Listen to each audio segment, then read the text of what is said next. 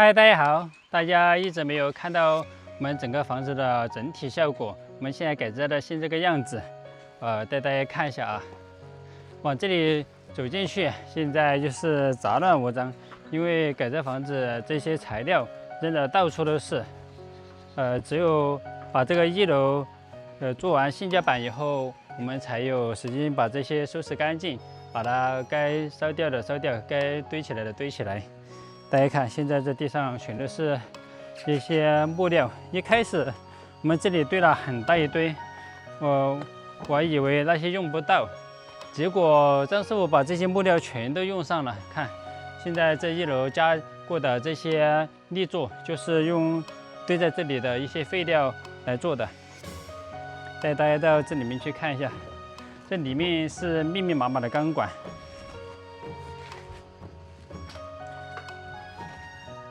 大家還記得我們這個房子以前的樣子嗎？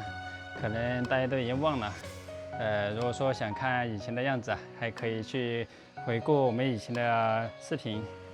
這是我們以前的大廳，大廳現在像這樣做出來的話，更加的空曠，更加的高了。以前這個層高不夠，坐在這大廳裡面的話，看外面的風景都是被擋了一半的。我們現在只需要坐在這裡就能看到外面的天空，以前坐在這大廳裡面只能看到山，看不到天空的。所以說我們現在在這裡給大家整體加高了以後，我們這個大廳看起來也更加的好用。然後這個層高了以後，我們也可以選擇吊頂，是不是？如果像以前那個空間的話，想吊頂那是沒辦法的。大家看一下這邊，過來這個房間。可能很多朋友都知道，這是我們以前的烤火房。這個烤火房以前我們就叫大哥來給我們砌了磚，砌好了以後，我和小賢都特別的後悔，為什麼不做落地窗呢？後來我們又想把它敲掉，但是感覺敲了那個結構性又不好。現在我們整體把它進行改造以後，就可以做我們想要的落地窗了。以後這個房間究竟是臥室還是其他的房間還不清楚，因為我們一樓啊現在是整體框架是留空的，可能我們最多就是把四周的這個牆給它砌出來，不讓陌生人進來嘛。這進來的話就是我們以前我和小新粉說的一間臥室，這間臥室啦，我們這個牆還是保留着的，因為我們現在不敢拆，拆了的話這個房子就會塌掉。這個房間我們是這樣想的，然後是給它留作工作室。這個房間也挺大的，到時候這個位置可能我們會開一個大大的落地窗，可以到這外面去，也可以把它弄成一個玻璃門。我感覺弄玻璃門更加實用，因為旁邊我們不是退讓了1.5米的距離嗎？就是為了少發生一些沒有必要的糾紛。畢竟我們現在在改造房子，很多人都說，為什麼要讓給他？為什麼不拿回自己的權益？因為我們現在是被別人架在火上烤的。如果說我們不讓的話，他每天來找我們扯皮，我們的師傅也沒有辦法進行正常的工作，是不是？我們寧願犧牲一點自己的空間，還是以和諧為主。我們出來看一下。大家看到現在這根桌子了嗎？這根桌子，走過來大概1米的距離，我們這裡就是上2樓的樓梯間。我們把所有的這個占地的空間啊，全都扔到後面來了。這裡直接上樓梯，這裡直接上2樓的話，就不用浪費我們大廳裡面的空間。一開始我們想的是把樓梯設計在大廳裡面，但是像這樣的話，大廳就顯得很擁擠。這裡上樓梯間的話，有一個轉台，直接轉到2樓去。轉到2樓去，可能這個平台也在這個房間裡面。然後我們過來的話，就是我們的衛生間。這裡是一個公區的衛生間，乾濕分離的洗衣房。所以說這個位置的這個功能區是非常的重要的。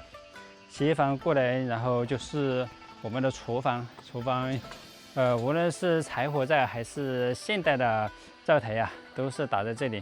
這裡到時候會留一個門出去，也是一個大大的落地窗。出來的話，我們到時候做好飯，我們就直接端到我們旁邊的桌俊茶室裡面去吃。所以說很多朋友都說為什麼不把這一塊拆掉？拆掉了好過車。其實我們把它拆掉了也沒辦法過車，為什麼呢？因為这旁邊這一塊是別人的，他不讓一寸都不讓，所以說我們把我們的拆掉了也沒有用。這裡我們肯定是要保留的。我們為了以後我們的三輪車能拉一些重物到我們院子裡去，所以說我們在我們自己的空間上犧牲了一點面積。你看這裡我們已經柱子是在這裡，我們現在給它整體推上進去很多了。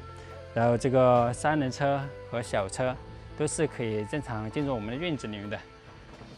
看這麼寬，我們這上面是挑出來的，挑出來了有1.6米寬的距離，所以說以後站在2樓的陽台那裡也是可以觀望外面。我們這下面過人，上面是占天不占地，所以說是沒有任何的影響。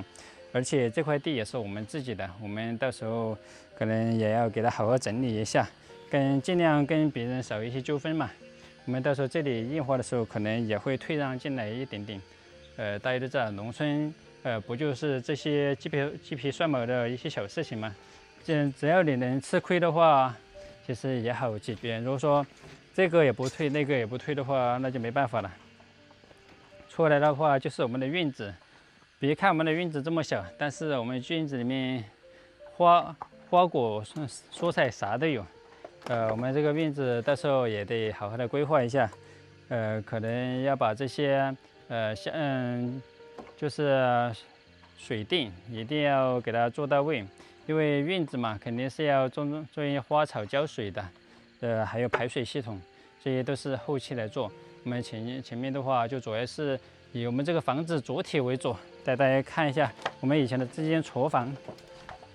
其實我是完全想象不出來，以前這裡是一間廚房的。其實它就是一個非常漂亮的房間。這個房間到時候這裡開一個大的落地窗，哇，每天這個陽光灑進來，別提有多愜意了。而且這個位置也是非常涼爽的，到時候也可以在這裡做一個可以打開的窗戶嘛。如果說夏天的話，吹吹外面的風還是不錯的。這個房間後面也是一個房間，這邊就是2個房間。其實對於1樓來說，我們是最糾結的。為什麼呢？因為1樓我感覺，來這裡玩的朋友，他更多的是坐在1樓玩。所以說，我們1樓這些房間啊，一定要給它分得合理。這些功能區啊，或者我們到時候這個房間裡面要規劃一些這種。大空間的這種會客廳吃飯呀，還有或者是上卡拉 OK 看電影這些，其實我們想象的很多。如果說真正的去實現的話，還得一步一步的來，因為畢竟這些東西，想在那裡了，你肯定要去慢慢的實施的。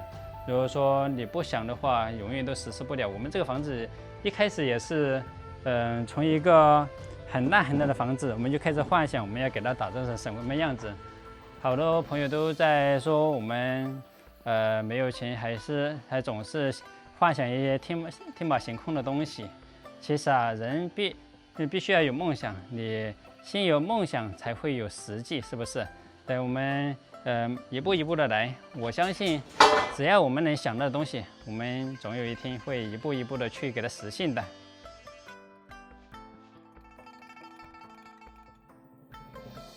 其實對於這個朱進茶室的改造，我們是有很多的想法。為什麼呢？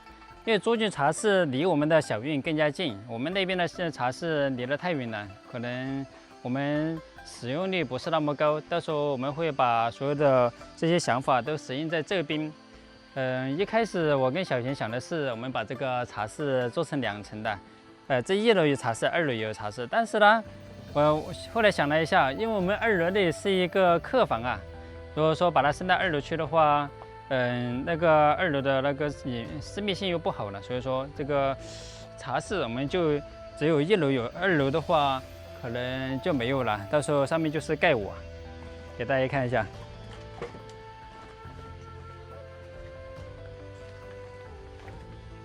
這個茶室我們現在是把這些廢木料都是放在裡面的。大概茶室也是有10個平米的，10個平米其實是完全夠用的。但是我們把它做的跟这個房子差不多一樣高吧，要矮於我們2樓，像這樣，看出去也不影響我們的風景。到時候我們有朋友來呀，或者做飯吃，也可以直接從廚房那裡開門出來，把它端到這裡來。那些碗筷吃完後收到廚房去也比較近。如果說我們像以前一樣端到那邊柳俊茶室那裡吃的話，就端那些碗筷都要跑好幾趟。大家也看過我們以前的視頻，我們就在那邊吃飯，確實太麻煩了。我們到時候更多的還是會在這邊